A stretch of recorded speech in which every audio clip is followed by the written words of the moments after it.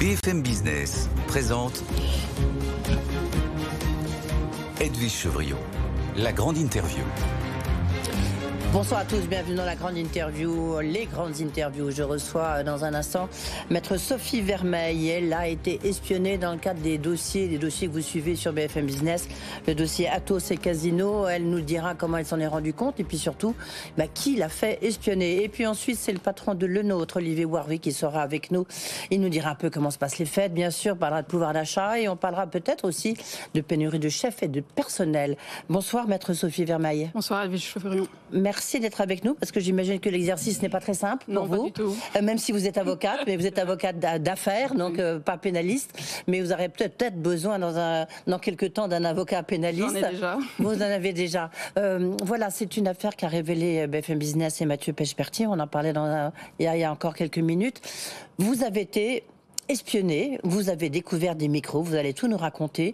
On va rappeler que vous travaillez sur le dossier Atos en fait depuis très longtemps. Alors de temps en temps vous l'avez suivi, de temps en temps un peu moins, mais vous êtes très présent. C'est un dossier que vous connaissez par cœur. Vous étiez avec un fonds qui était actionnaire de Casino, et puis vous étiez aussi dans le dossier Atos. Casino. Et dans le dossier Atos et dans le dossier Casino, oui. Qu'est-ce qui s'est passé ? Est-ce qu'on peut dire que on va chercher à vous espionner, et pourquoi? Qu'est-ce que vous représentez en fait, Sophie Vermeil? En fait, je suis une avocate indépendante dans un cabinet petit, on est 3. Et j'ai une spécialité qui est très différente de celle de mes autres confrères, parce que je suis à la fois au croisement du droit, de la finance et de la comptabilité. Et j'ai eu la chance d'être formée en quelque part par des hedge funds, parce qu'au début, dans le dossier Casino, j'ai travaillé pour les fameux vendeurs à découvert. Oui. Dans un premier temps, c'était pas Muddywater et ensuite Muddywater. Et ce qui fait que j'ai une formation spéciale pour identifier les problèmes dans les sociétés avec une communication financière compliquée et des questions sur la comptabilité. C'est très difficile à Paris d'avoir ce type d'avocate, parce que la plupart des avocats qui sont bons sont dans des grands cabinets, ils travaillent pour l'establishment. Et dans ces conditions-là, quand vous venez et que vous avez un positionnement qui est totalement à l'inverse, enfin frontal, on va dire, par rapport à leurs clients, vous représentez en fait un animal dans l'environnement qui est très atypique et qui peut faire un peu mal. Et qui ne rentre pas dans les cases. Non, pas du tout, non. Ouais. Et vous vous êtes fait espionner, comment vous en êtes rendu compte? De quoi s'agit-il en fait? Et jusqu'où ça a été ou ça va encore? Alors, c'est évidemment compliqué de rentrer dans tous les détails. Il faut savoir que si je viens aujourd'hui sur votre plateau, c'est parce que c'est pas la première fois qu'il y a une escalade et que je me suis dit, maintenant, il faut dire stop et il faut vraiment attirer l'attention des pouvoirs publics sur le problème. Dans le dossier Casino, il y a eu plusieurs fois, il y a eu des papiers qui ont été écrits là-dessus. Je ne suis jamais rentrée dans les détails, mais à un moment donné, en fait, il y a tout un tas de personnes qui vous approchent. La police vous prévient très rapidement, en fait, et vous dit attention, attention. Et à un moment donné, on m'a fait comprendre qu'on lisait mes mails. Alors c'est toujours de manière très subtile, c'est jamais frontal, il n'y a pas d'agressivité. La police me dit, ça sera jamais l'intégrité physique, ce qui rassure ma famille, mais bon. Et oui, enfin, on vous a suivi quand même. Oui, oui, mais c'est pas interdit de suivre les gens dans la rue. Donc il y a eu des mains courantes. C'est pas très rassurant, oui. Voilà.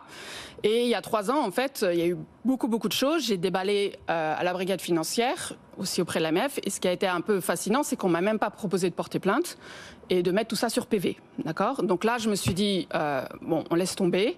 À ce moment-là, le dossier était ce qu'il est, donc on était en 2020. Là, on était sur Casino, hein, toujours. C'est pas encore Atos. Voilà. Et maintenant, j'arrive à Atos. Au début, donc positionnement très différent dans Atos, parce que cette fois-ci, je suis pas pour les méchants vendeurs à découvert.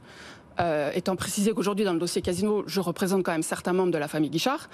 Mais dans le dossier Atos, dès le départ, j'étais du côté d'un fonds qui s'appelle Sycomore, qui a essayé de faire en sorte de bouger le conseil d'administration d'Atos et de révoquer Bertrand Meunier. Et ensuite, j'ai accepté de travailler pour des actionnaires petits porteurs, vos auditeurs, vos téléspectateurs. Pourquoi ? Parce que c'était important pour moi de ne pas avoir que des combats pour des hedge funds. Oui. Mais après, ils vous ont entre guillemets révoqué, hein, cette association de petits actionnaires, non ? Je ne vais pas rentrer dans les détails de pourquoi, mais ça a été un moment compliqué, parce que quand il y a des pressions sur les avocats, il n'y a évidemment pas des pressions que sur les avocats.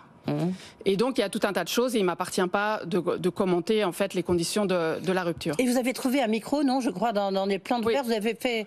Racontez-nous en fait, rapidement, mais c'est juste... Dans le prolongement de ce qui m'est arrivé dans le casino, logiquement, à un moment donné, vous faites vérifier votre ordinateur.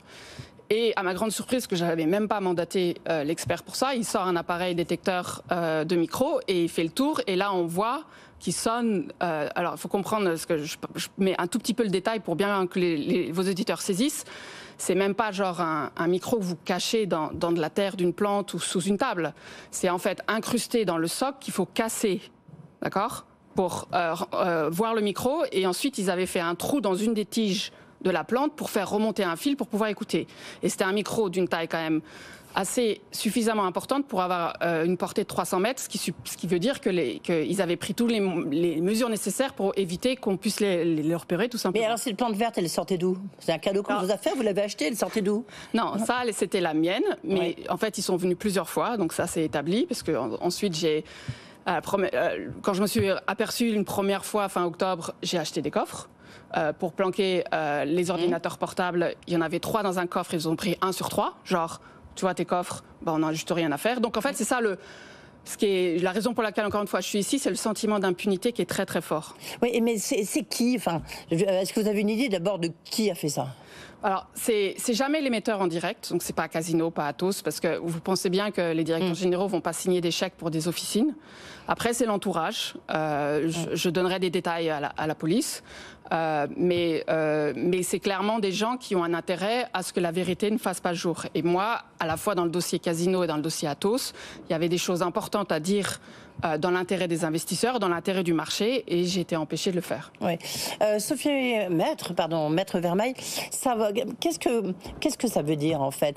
C'est qu'à Paris, sur la place de Paris, Bruno Le Maire pourtant est allé encore la défendre à New York il y a quelques heures. Est-ce que ça veut dire quoi? C'est qu'il faut, quand on ne fait pas partie de l'establishment, c'est risqué. Qu'est-ce que vous en déduisez? En fait, parce que vous ne devez pas être la seule quand même dans cette situation-ci. On est très peu d'avocats dans ma situation. Okay. Pour les vendeurs à découvert, je suis la seule à Paris. En fait, moi, ça fait longtemps que j'échange avec les pouvoirs publics. Ça fait 15 ans que j'ai un think tank, je conseille les pouvoirs publics. Et la dernière fois, ils m'ont appelé, c'était il n'y a pas plus tard il y a 4 semaines. Ils me disent « Ah, on est content de vous avoir. Vous savez, c'est dur d'avoir des interlocuteurs comme vous. » Je dis « Mais vous voulez ma vie ?» Donc, en fait, c'est... L'administration, l'autorité des marchés financiers se rend compte qu'il y a un déséquilibre en faveur des émetteurs. Ils se rendent compte que c'est verrouillé. Je pense qu'au niveau politique, ils ne s'en rendent pas compte. Donc j'ai un message pour Bruno Le Maire. Je pense qu'il y a des discours à tenir au ministre. Je pense qu'il a un vrai... je trouve ça formidable qu'il veuille faire de Paris la place financière, ce qu'elle est déjà maintenant en Europe continentale. Mais il y a des choses à améliorer et il faut qu'il entende le discours des investisseurs et pas le discours seulement du CAC 40. Ouais. Il faut dire que les fonds activistes sont en train de prendre quand même plus de place, oui. Notamment à Paris. Oui, en fait, il faut voir les marchés financiers comme un rapport de force. C'est comme la démocratie. Vous n'avez pas de parlement sans exécutif ou de pouvoir judiciaire. Et les marchés financiers, c'est les investisseurs d'un côté, les émetteurs. Quand il y a trop de pouvoir pour les émetteurs, en fait, il y a une place du coup déséquilibrée et qui nuit, encore une fois, à vos auditeurs, à vos téléspectateurs. Ils n'imaginent même pas que ce soit difficile de trouver juste un avocat qui ne se dise pas « Ah non, je ne peux pas prendre ce dossier-là ». Merci beaucoup, Maître Sophie Vermeil. En tous les cas, surtout, revenez nous voir, tenez-nous au courant de ce qui se passe et puis faites attention à vous. Merci à vous. Merci beaucoup. Et puis évidemment, vous pouvez retrouver sur le site de BFM Business l'enquête de Mathieu Pechberti qui raconte aussi tout ce qui vous est arrivé. Merci beaucoup. Merci.